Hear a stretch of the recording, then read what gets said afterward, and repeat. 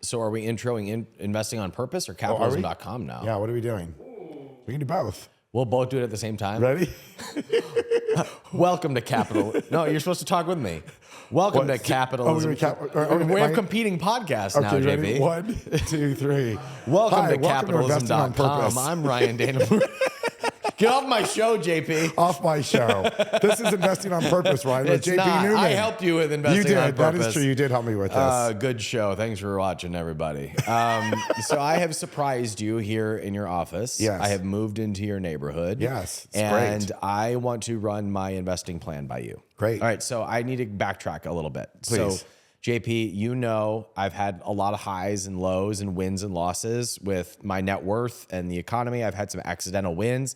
I've had some losses that were really, really bad. And so in the last couple of years, I've had to relearn a lot of things that I should have learned at, the peak of my career, if you will. This isn't the peak of your career. You're young, Ryan. There's lots more to go. Thank you. I appreciate Yes. it. What I mean is when I had my biggest financial windfall, Gotcha. I made some decisions that I wish I could take back, right? Seemed like the right ones at the time. Thought I was being smarter than most people. I was not smarter than most people. I should have called smarter friends and asked for advice. So I have now in the last year created a framework for myself about how to manage my money. And it feels right to me, and I have been following it, but I realized recently that I have not actually run this by my smart friends. So I would like to do that. Plural or just me? Yeah. Mostly just you. Okay, so I'm just a smart friend. That's right. So I was hoping we could do that today. Sure. All right, so I ran the numbers recently of what it would take for me to end my life or career. That sounded morbid. It did. Had the numbers of how to end my wow, life. this is a January episode? When I was a kid, my goal was I wanted to have a net worth of $100 million. Right.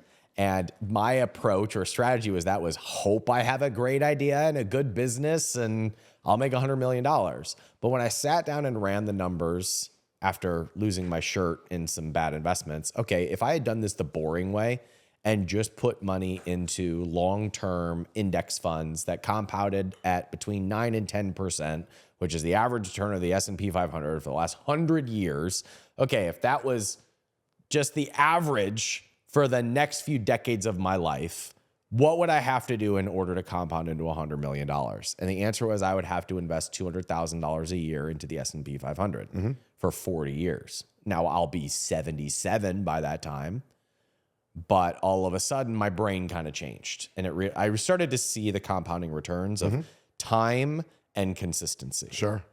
I understand that with dieting. Right.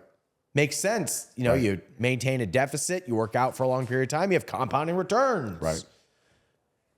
Add some steroids and some short-term hacks and you're set.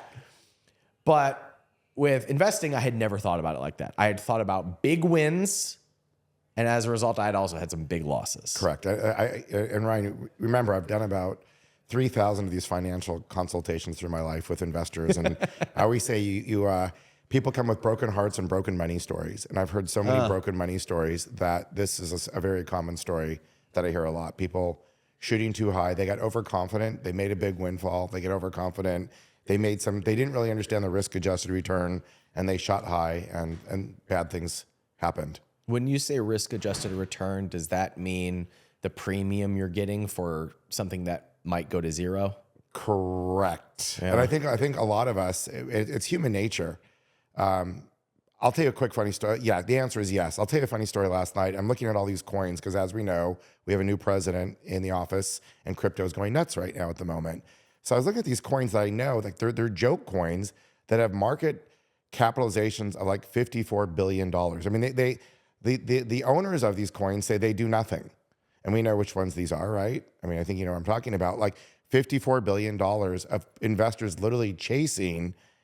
It's not a business. It's not a revenue source. It's truly a created coin that everyone's just trying to like outmarket each other to watch it go up. Those numbers are fudged, right? Oh, okay. So they might release 1% of total supply, and then they'll times that by 100, and that's the market cap. Right. So it's actually like $540 million of money has flooded into that coin. Total market cap is $54 billion. I understand. My point is this, though, whether it's 540 million or 54 billion, is we a lot of times, I think as humans, we want to go with the crowd. We want to go with the pack. Yeah. So you hear, oh, Elon's doing this, or this is this, or my friend has an edge on this. And we don't really have a good sense to weigh in how much risk am I taking for a reward? And is that a risk I should be taking? Because to your point, Ryan, not losing principal, just that alone, there's the compounding of actually making that 9 or 10%, and then not losing 80 to 100% of your investment a bunch of times.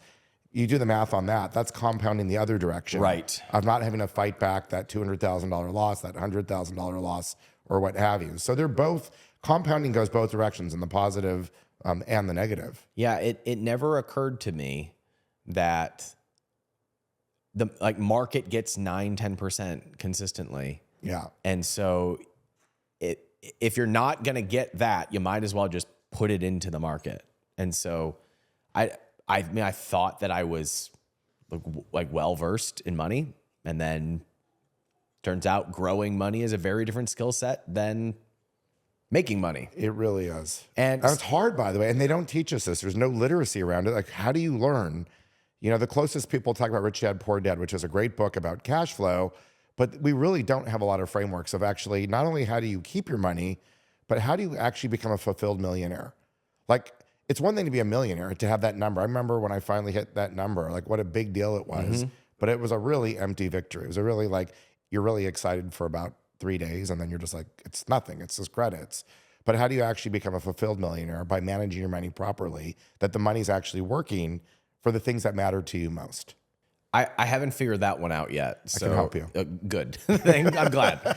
So my strategy, after seeing that if I invest $200,000 a year, and I've never made less than $200,000 a year, if I invest that consistently for 40 years, that compounds into $100 million.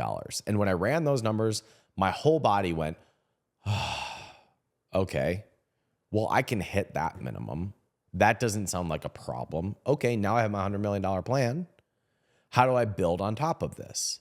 And then I started to build a plan on top of that foundation, because if everything else goes to poop, but I put $200,000 a year into the S&P 500, I have a $100 million plan, theoretically. Now, of course, the market could go up less. It could go down. Who knows? There could be an act of God where I can't work and make an income anymore. Who knows? But I now feel like I've relaxed into a long-term plan that just the maths. Now I can build on top of that and say, all right, how good can things get? What if I do better than average? I have my minimum viable investing plan, that I've got my $100 million plan. Well, what if things go better than average? I've proven to myself that I can be an idiot. So I have to invest the $200,000 a year, and I can't invest in anything else until I have invested that $200,000 into the S&P 500. Okay, anything on top of that, now I can go into my growth bucket.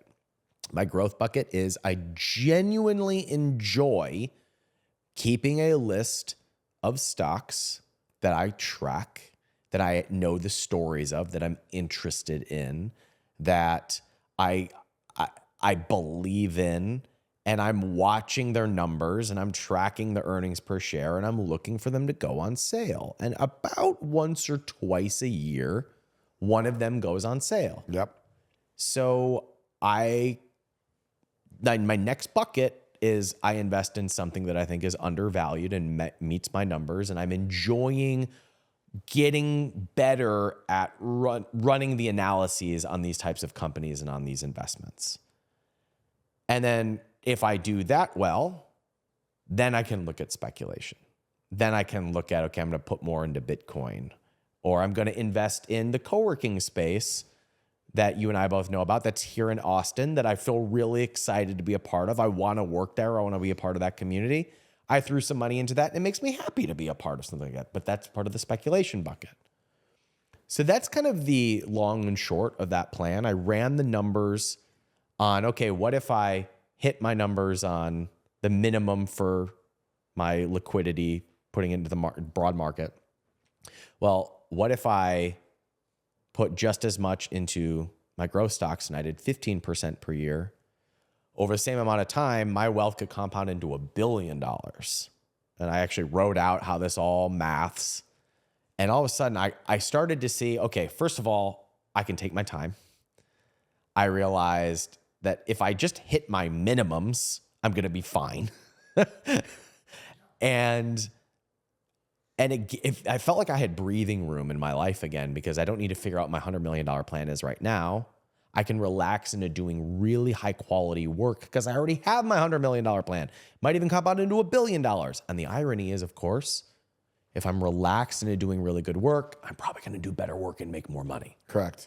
So I wanted to run this plan by you. First of all, I just by having a plan, I feel like my whole system has 100%. relaxed. Having a plan. Most people don't have a plan, Ryan. I can't tell you how many people. Almost no one I know has. Didn't. And I thought I was better than most. Yeah. No. Most people don't have a coherent plan, and a lot of the fear comes from because you don't have a plan.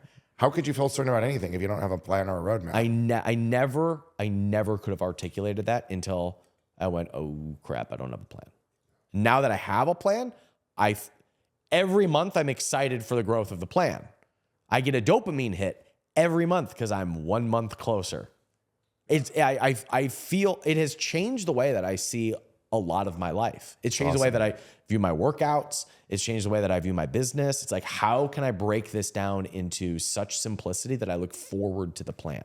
Yeah, I think that's great, Ryan. And there's one more piece I'd add to that. Hopefully, could be helpful to what you're doing. So imagine, let's just go out. You're $100 million. You now are you're worth $100 million. You did it. And how old are you? How many years did you put on your plan? Well, I gave myself a long time horizon of 40 years. Okay. So I'd be 77. Okay, Ryan, let's go to the 77-year-old Ryan Moran. Okay. And you look back and you did it. You did it. Let's figure out the number. Let's just say you had $100 million. What's it feel like? Nothing. I mean, like, quite honestly, JP, I do not have a why behind $100 million or $1 billion. And I find that question paralyzing and ultimately unhelpful. What if it could be helpful instead of paralyzing? First, in my defense, before we beat me up for not having a why. Okay. Having the plan and allowing myself to relax. That's everything. Is the why. I get it. Like, I feel different as a result of having the plan. I hear you. So what happens, Ryan, if you hit a bad year next year and you don't contribute for 3 years in a row? The economy goes funky. Crypto, it turns out not to be as everyone thought it was going to be. And you don't hit it for 3 or 4 years. Do you beat yourself up because you're off the plan? Does it create stress?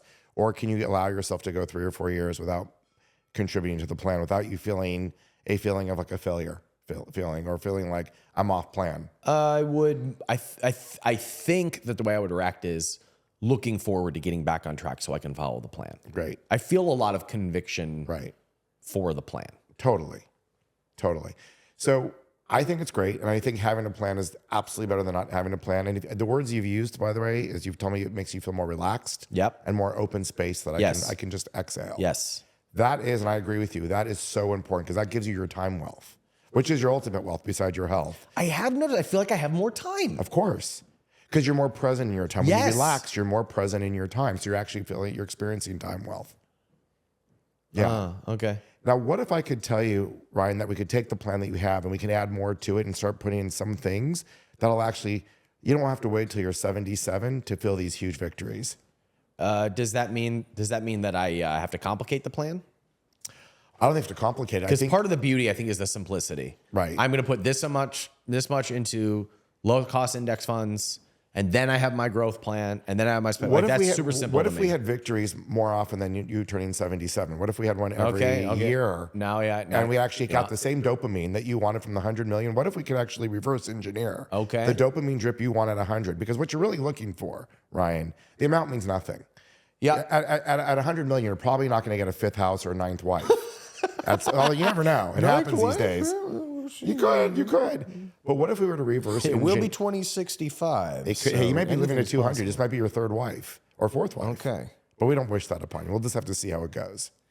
But here's my point. What if we could reverse engineer that dopamine hit that you want to get? Because really I don't want a dopamine hit at 100 million. I feel like I'm getting one every month because I'm moving closer. Great. Okay. But ultimately, what is the 100 million, I think, for you, from what you said, symbolizes ultimately I'm safe. No matter what happens, or not if anything happens, but it gives me a feeling of safety. Being in alignment to that plan gives me that feeling of safety. Okay. Having 100 million does not give me a feeling. Like, who cares? Right. It could be 50 or 25 or it doesn't matter. Like, but being in alignment with that plan and knowing that I'm going to do that for a long time. Right. That is what gives me the feeling of I safety. love it. So what if we could take that, not change that, and let's get the word complicate out of there.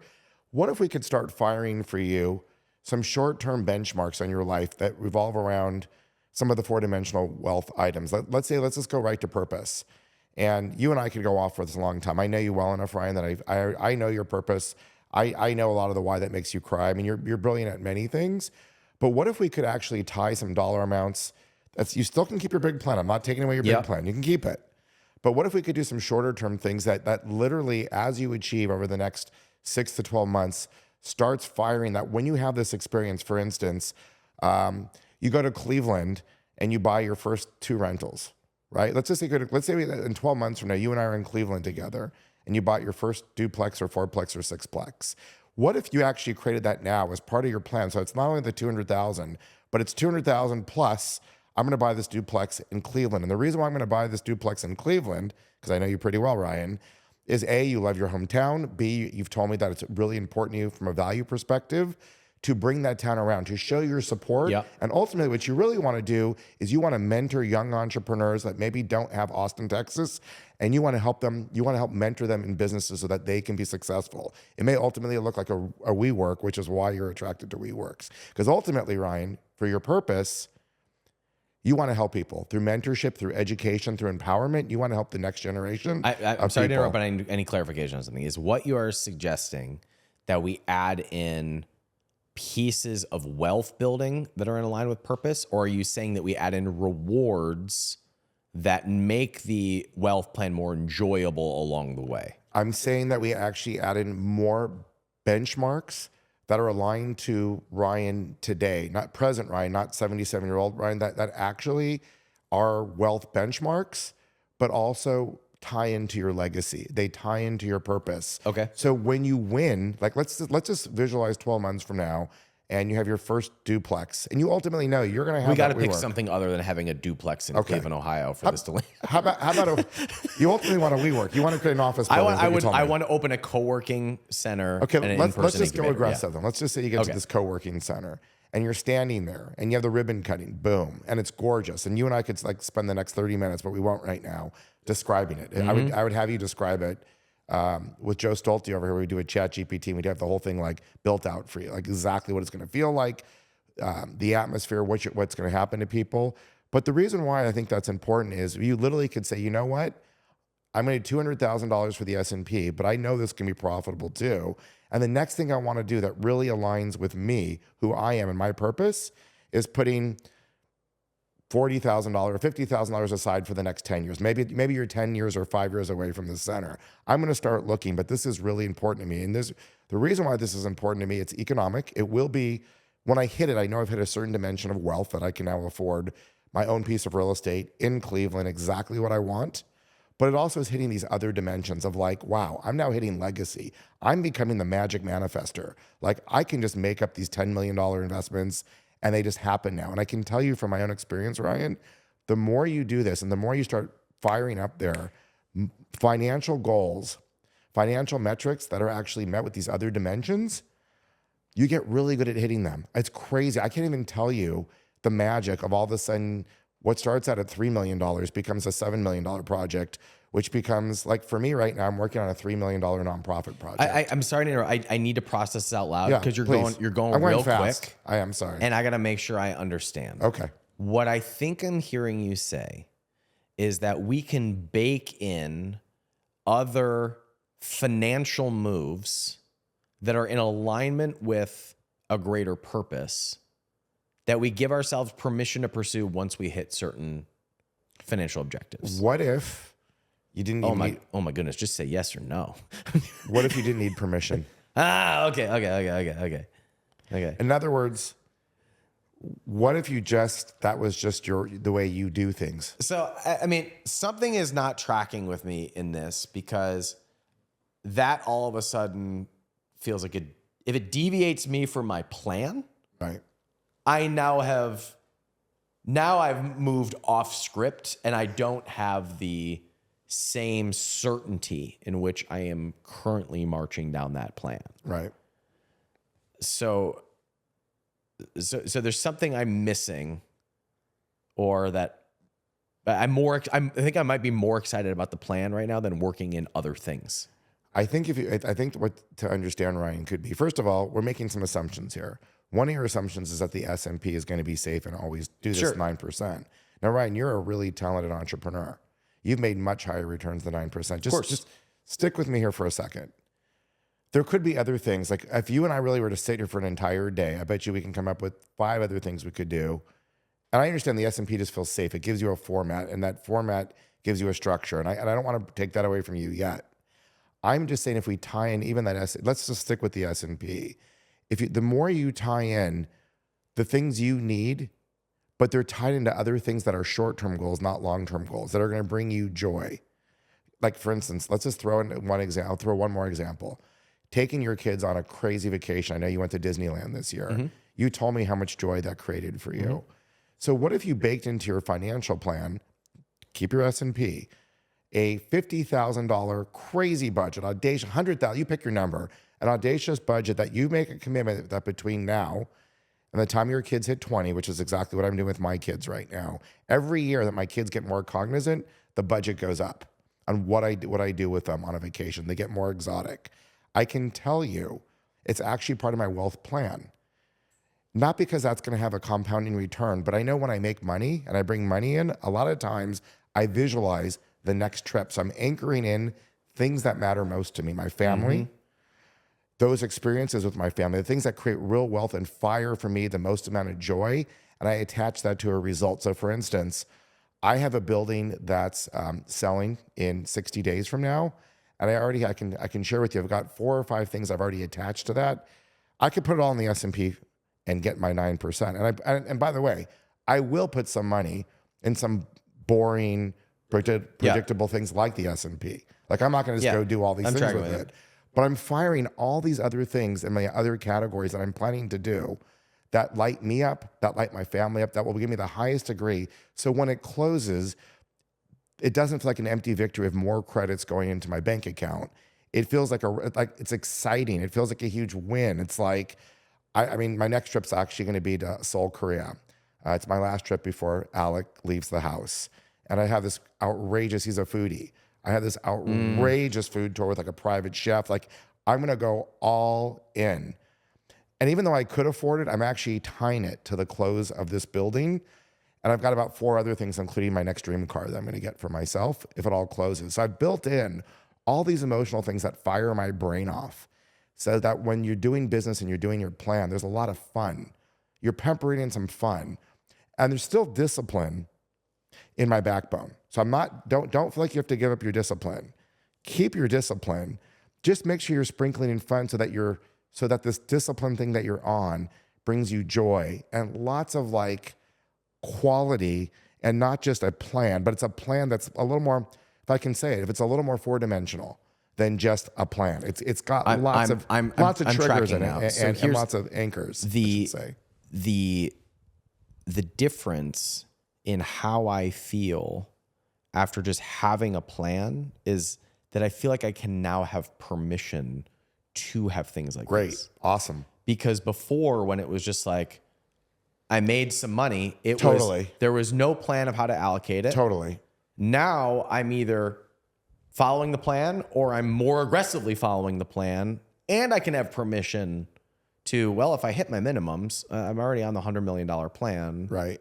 So now I can take some extra and buy happiness and I can do some fun things. Correct. I didn't give myself that permission at all before. It was actually a burden of figuring out what I was going to do with this money, which meant that I usually pissed it all away in investments that went to zero. Right. So I'm tracking with you. I don't think I could have heard that until I had a plan. I'm with you.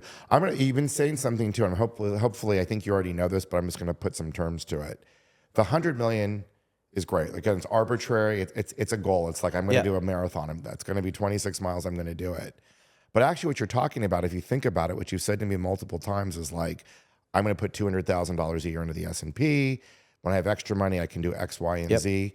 So what you really need to know to actually track this plan of yours is you need to have a plan around your cash flow that you're going to have after all of your expenses, right? So you have to know what you're spending. Because in order to invest the $200,000, you have to have $200,000 of free cash flow after your house, after your expenses. So as part of your plan, I'd say to you, obviously, craft out, it'll make you feel even better, how you're going to get the $200,000 between your active income and your passive income. And the $200,000 is just your base. That gets you to the safety. Every dollar above the $200,000, you're in the bonus round, right? That's right. Of these trips. You can do some speculative investments. You can do some real estate. We're going to get you your center in Cleveland. And what you're going to find, you're going to have some years that you just kill it. You almost like, you might 5X or 4X or 10X. Like, you're just going to kill it. And so again, you're giving yourself just some dimensions here of like, this is my active income minimum. And if you have a bad year, you can make it up the next year. But now you actually have like, you know your burn rate, so you know what you're spending, which is like step 1 of the 7 steps of 4-dimensional wealth. You know what you're spending. You know that 200,000 is core to your plan. You got to make, like, nothing goes, from what I'm hearing you say, like after everything's spent, that first 200,000 is going towards index funds, correct? That's right. So let's make that, like, let's make that part of your plan so we know how you're going to do that. And I would even encourage you, Ryan, at that point, is to just have a plan of how you're going to have that $200,000. Yeah, I mean, I've never not made that. I know. But if you want to feel really good about your plan, because I'm saying literally, like for you probably at this point, that's like, duh, of course I can do that. It's like simple stuff. Right. So then let's go into bonus rounds. Let's show it on paper how you're going to get to the 200 between your active income and your passive income. And then what if you knew every year that number was going to be 500,000 instead of 200,000? We already know what's going to, you're going to get to you're going to head towards $1 billion that way, correct? That's much closer to $1 billion. It's actually 500,000. If I invest 500,000 instead of 200,000, it compounds into about $1 billion. So how fun would it be to not only track how you're going to get to the 200,000, but have a plan for your bonus rounds and actually start to tier out like how you're not only how you're going to get to your $1 billion, which is your long-term goal, but what are the other things you could be doing that once you get to that 200,000, that really hit your relationships, enhance your relationships. Like again, these trips with your family. What could you do for your community? You talked about maybe this center in Cleveland is a community thing. It sounds like it would be. What other purpose things could you hit? I know you've got a lot of things you've wanted to do. Do you want to start a nonprofit? Like are these long-term things? I think the answer is, that's not something that I could just whip out. But here's what you can do. Some of them are short-term and some of them are long-term. So why don't you go with the easy ones first? Like I actually would say to you, Ryan, with the way you're going, wouldn't it be fun to start digging in now and not waiting? How important, I don't know on your scheme of things. We'd have to really dive into this. I've just been using this Cleveland real estate thing as an example. But 1 to 10, how does it feel if you knew that you were going to own, and maybe it's one here in Austin, Texas now. You mentioned you came in today and said, I think I want to do one of these in Austin. Which one gives you more energy right now or excitement? Austin? Okay. Austin. Let's build that out. Why don't we build that out for you now? Because I think that's a 36-month goal or less. Can you see it? I have it in my mind as about 5 years. I don't think so. I think you can do it sooner. Okay. I really do. Knowing what I know about you, I feel like you could do it in 3. But again, so let's take the same certainty you have around the plan, your $100 million plan, and whatever is important to you next. I'm not saying, I'm just using this as an example. I'm tracking you. Let's start making a list for you through a list of questions and prompting you. And maybe you'll start to really look at what are the most important things. Like if money was no object, this is where I'd be spending my time. And let's like prioritize that and actually do little mini plans around your big plan. Because I found for me that when I do that, I actually have a dollar amount. I'm all about, Ryan, like I fixate over dollar amounts and raising things. Like I'm very goal oriented. And I find that the more I flex that muscle, the better I get at making that happen. Because there's certainty and I know where I want to go. And I just started telling people where I want to go. And all of a sudden the universe starts sending the people in that are helping me to where I want to go. So if you want to build a red brick 3-story house in Austin, Texas, that's how we work. And it's going to have 20 people.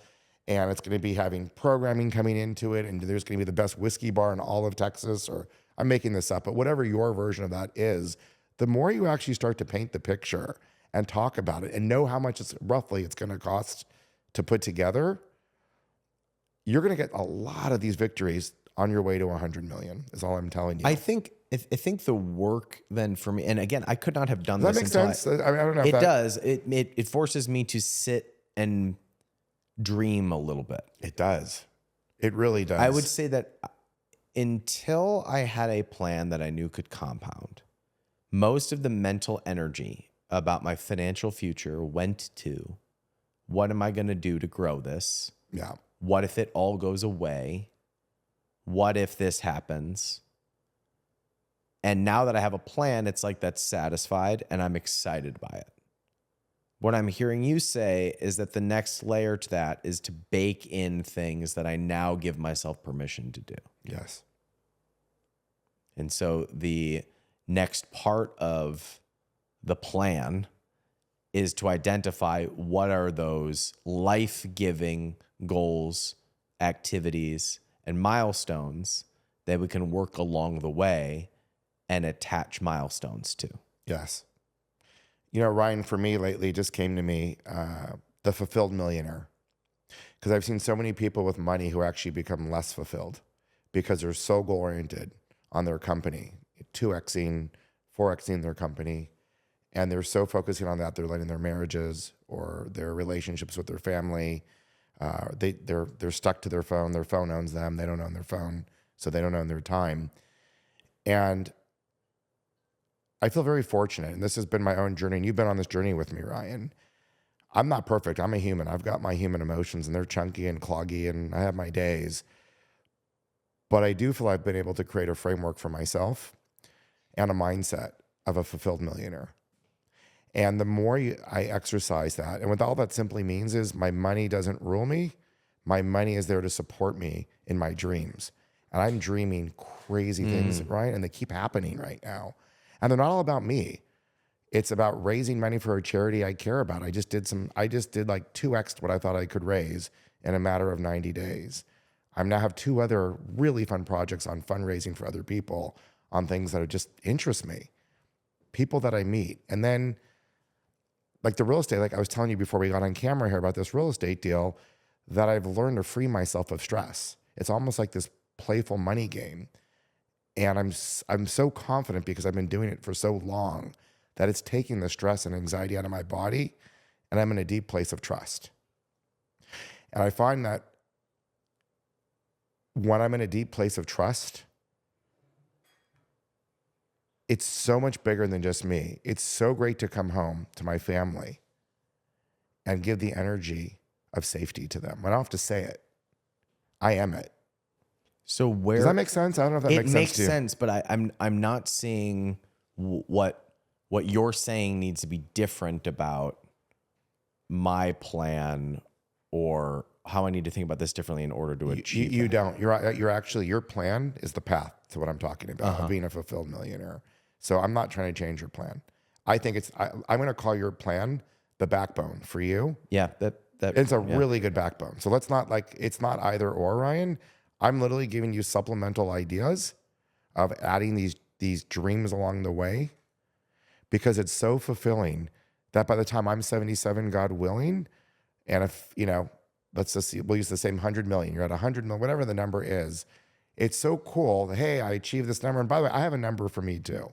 I do have a number in the next 10 years. And like you, it's just kind of a suggestion because it probably won't change my life much. But the thrill and the victories for me right now are coming all the time with great frequency and great satisfaction. And that's all I'm suggesting. Because why? Because I now am at the point where I can look at the currency as happy helpers to a higher dimensional life. They're happy helpers at this point. I get to bring so much joy for other people. I get to do things. And Ryan, at this point, I'm getting constant feedback from the universe that I'm bending things for people that they didn't think were bendable. It's like becoming a wizard, and not because I'm so great. I've just been doing this a long time. That is a change in money story. Yeah. I have a friend named Kyle Cease who runs people through an exercise of how would you talk to money as if you were on a date with it? Love it.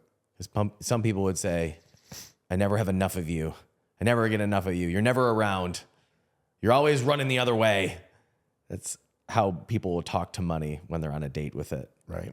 And what I just heard you say was there's something that has shifted in you that is, I'm so happy to see you. And I'm grateful. I'm excited to share you, and more keeps showing up because your relationship to it is different. Yeah. And I think what has happened for me similarly is now that I have the backbone to my plan, I'm not chasing it. And so there's been space for me to be creative in how I play with it, in my work, in my investments, Yeah. in my content. Yeah. There's some space to breathe a little bit. Yeah. And so there is room for it to compound. My story's changed about it too. It's amazing. Just right, for most people, there is a feeling of not feeling safe around, like the safety is such a big issue. And if you think money's going to run it, like to your point about the dating thing, if you think money's always elusive or running away from you, how can you feel safe? And so just to the point, if you can be one of the people or someone in the audience that just has some safety, like I feel good. Like, and it's crazy because Ryan, you know, it's been a really rough year for commercial real estate. I've had my setbacks. You've heard them. As my friend, it's not like money. It's easy when money's pouring from the sky to feel really safe. I feel so abundant. Money's never going to manifested end. this. Yeah. What happens when money pulls back? Yeah. And it's really been a test for me. Can I still feel safe in spite of money? I've had to give some back this year. I've had to make. I joke, and since New Year's, Ryan, I've had somebody asking me for money, a cash call, a capital call, almost every day of the week on my investments because real estate's going through. I call it a price discovery phase right now. We're rediscovering the price of real estate right now. And it's not fun. It's quite expensive. But I've also built an infrastructure, and I've built a mindset and infrastructure over the years that, like, feeling pretty good. I'm going to bed peacefully. I'm waking up, as our friend Sam would says, I feel like I'm going to bed peacefully, waking up happy, and living my days in presence. And not all the time, I'm human, but most of the time. And I don't think I could have done that 10 years ago or 5 years ago. It's taken me a long time to put this framework in place where there's just so much there that I know with confidence. Sometimes money comes in, sometimes money comes out because it's a flow. It's currency, right? So it's in and out, just like a river. And when you don't try so hard to keep it from going out, like leaking, let it leak sometimes. There's enough. It's like, let it go. And right now, instead of like freaking out or like tightening up, it's like, what if I was to donate more to charity than I've ever donated before? And that's actually what I'm thinking. I'm thinking about making the biggest donation of my life right now on something I'm really passionate about. And it goes against, my brain. And I love the expression, give till it hurts, because this one would hurt. And apparently if you give till it hurts, you're right on the edge of like doing the actual spiritual practice. That's the work.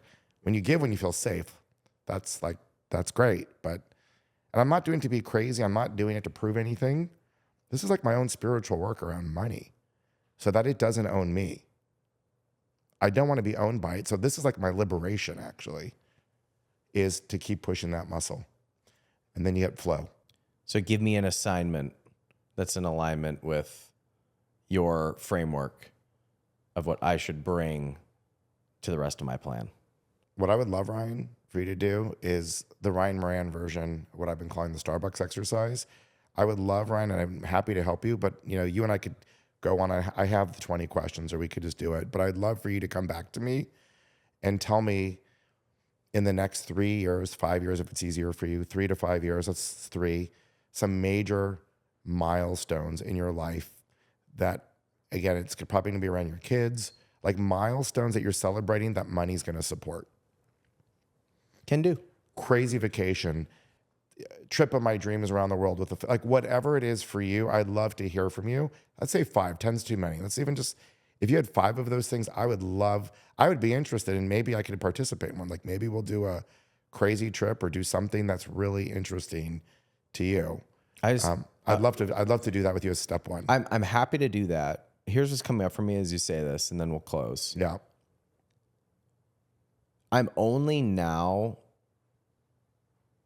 very recently, feel like I'm able to give myself permission to even do those things.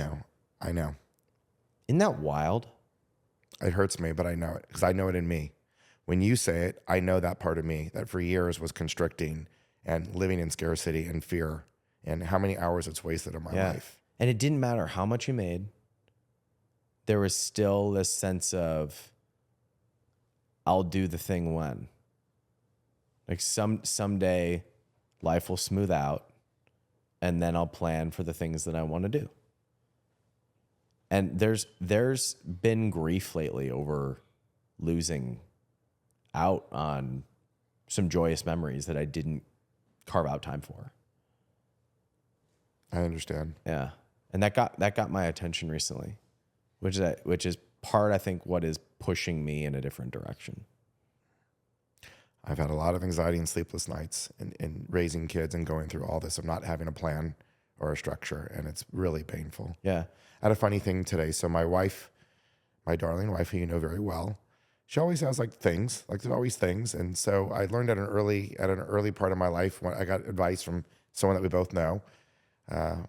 And he said, if you want to stop fighting with your wife over money, there's one simple solution. You just got to make more money. Because we used to have fight over organic diapers, and she was everything was organic. I'm like, how much more organic can we have? I don't know if I can keep up with this organic. I might need to become an Uber driver to keep up with your organic habit here. And so today she threw another one at me. She threw a little thing at me. Organic Wi-Fi? No, she wants a whole house organic water or something that I know is very expensive. And she looked at me, and I think she was testing me. Because she knows right now, it's not this isn't a moment of raining down abundance. If anything, I'd call this, I'm trying to be more disciplined. There's a trip I wanted to go on that I just said no to because I'm just trying to be a little more disciplined right now. So she was testing me, and I looked at her and I said, go get it. But I said, here's the rules. Don't tell me how much it cost. Don't ask me the brand. Just tell me, hey, JP, isn't this pretty? We now have a beautiful water filter for our house. But don't ask me anything, and don't tell me how much it cost. And if you do that, you're doing me a favor because it frees my energy of not having to think about it. If you go back and forth with me and tell me the 3 brands, you give me 3 choices, you're pulling my energy. Yeah. And to be honest, I don't really care about this, but you do, and I love you. And because I love you, I trust you. I am empowered to know that you'll make the right decision, and it really doesn't matter. I'll never see it. I'll just know that you're happy. But I could not have done that years ago, not because I even financially, when I could have afforded it, it wasn't the mindset that I had for it. I get it. And she looked at me very puzzled, by the way, which was great. It's always fun to puzzle your wife of 21 years. Confused wife, happy life. She's like, and then she smiled. She's like, oh, you mean this isn't going to be complicated? I'm like, why would it be complicated? Go get this thing that you want. Just make it happen. I don't have to ask you. Why would you have to ask me? Just go do it. It was great. All right. Next time I see you, I'll bring you 5 things that I'm going to do in the next few years. That'll be benchmarks and milestones I can't wait. on my journey. And if you'll allow me, Ryan, it would be my honor to dive in with you and make them as juicy as possible. That you're I want that. I want to get to the point where we describe it to the point in your words or your thing that you're just that is rad. Okay. Deal. And then we can play with when it's going to come in a timeline. Okay. Deal. Okay. Cool. Thank you, Ryan. This was unexpected. You just kind of showed up at my office, which I'm liking You a lot. manifested me. I did. And as always, thank you for your friendship and your vulnerability, your authenticity. And I feel really emotional right now. I feel I've got some good friends here, and I just feel really, as I develop this program, I can feel my own pain and other people's pain of how hard this can be around money. And it's actually humbling me that I'm hoping that I can help people with a framework that and you're already there, Ryan. I'm happy for you. I think it's a great framework. I'm just hoping we can help more people with it. So thank you. You're welcome. Good to see you, bud. Good to see you.